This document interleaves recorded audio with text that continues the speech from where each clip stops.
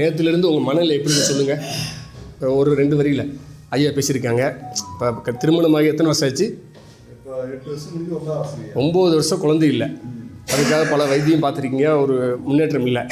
2 நாள் இங்கே தூங்கியிருக்கீங்க. ஒரு நாள் இப்போ ஐயா ஒரு கிளாஸ் எடுத்தாங்க. ஐயா ஒரு போட்டோ எடுத்துக்கணும், கிளாஸ் எடுத்தேன். இதில் என்ன உங்களுக்கு புரிதல் வந்தது அதை மட்டும் சொல்லுங்கள் ஒரு நிமிஷத்தில். நாம் எப்படி இருக்கணும் அப்படின்ற ஒரு புரிதல் வந்துருக்கு. குழந்தை பாக்கியம் பெறணும், அதுக்கு புரிதல் வந்துருச்சு. நன்றி ஐயாவுக்கு நன்றி சொல்லுங்கள். கையெடுது நன்றி.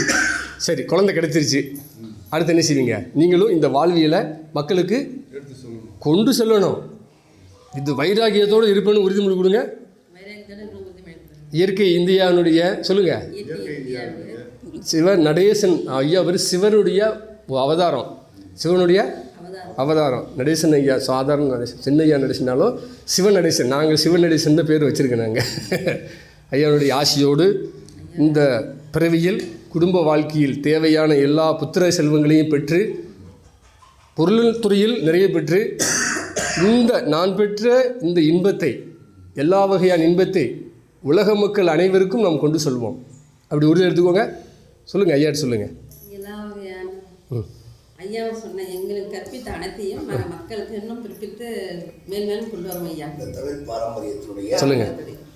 இல்லற மேன்மையை, இல்லற வாழ்வியலை, இயற்கை பேரறிவோடு உலகமெல்லாம் நீக்கமர நிறைந்து நிற்கும் மானிடவியல் வாழ்வியல் கொள்கைகளை உலக நன்மைக்காகவும் உலக மக்களின் பிறப்பிற்காகவும் பிறப்பை ஒழுங்குபடுத்தும் பேரறிவோடு ஐயாவின் அத்துணை ரகசிய வாழ்வியல் பேரறிவு நிறைகளை மக்களிடம் நிலைநாட்டுவோம். வாழ்வியலை செம்மையாக்குவோம்.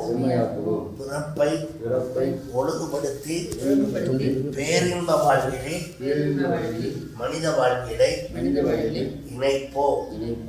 ஊனமற்ற பெருவாழ்வு வாழ வைப்போம். மரணம் என்பது ஆரோக்கியத்தின் நிறைவு என்பதை உலக மக்களுக்கு உணர்த்துவோம். ஆக இந்த மண்ணில் விதைக்கப்பட வேண்டிய உடலானது